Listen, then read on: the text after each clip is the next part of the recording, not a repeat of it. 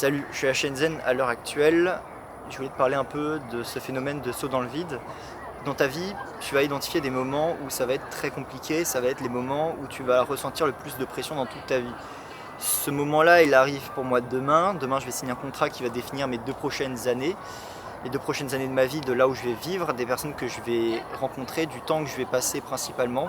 Ça met une certaine pression. Je sais que la pression va redescendre par la suite. C'est un peu le principe du saut dans le vide. C'est un peu comme si tu sautais en parachute.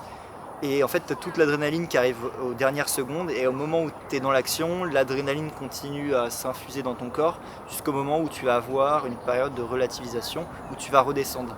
Mais en gros, ce saut dans le vide, il est important parce qu'à chaque fois que j'ai eu ces sauts dans le vide, c'est des moments qui sont tellement importants. C'est des moments où je me dis qu'effectivement, si je ne les avais pas fait, j'aurais galéré pendant des années, j'aurais pris beaucoup plus de détours et j'aurais fini par peut-être me lasser, peut-être par ne pas aller assez vite, par ne pas suffisamment apprécier mon quotidien.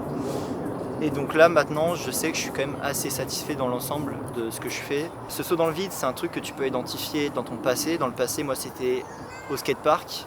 J'avais peur de lancer une figure ou de me lancer dans le bol, tu sais, dans les courbes où tu peux prendre de la vitesse et faire des figures. Donc dans le U, le bol du skatepark. Et du coup j'avais ma trottinette et j'avais très peur.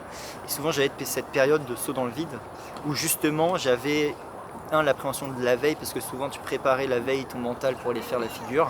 Et après le jour J, sur les 30 dernières secondes ou les 60 dernières secondes, tu avais un stress intense, horrible. Tu avais presque une sorte de déchirure au niveau de l'abdomen, tellement le stress était élevé en fait. Tu sentais le sang taper dans tes tempes, taper au niveau de ton cou aussi.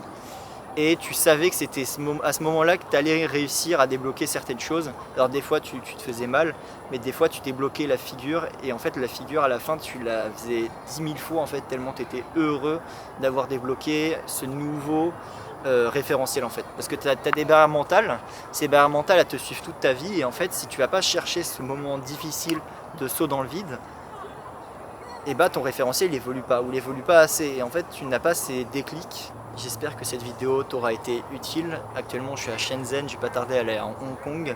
Je continue à sortir une vidéo par jour pendant au moins les 2 prochains mois. Je te souhaite une très bonne soirée et d'ici là avance bien sur tes objectifs.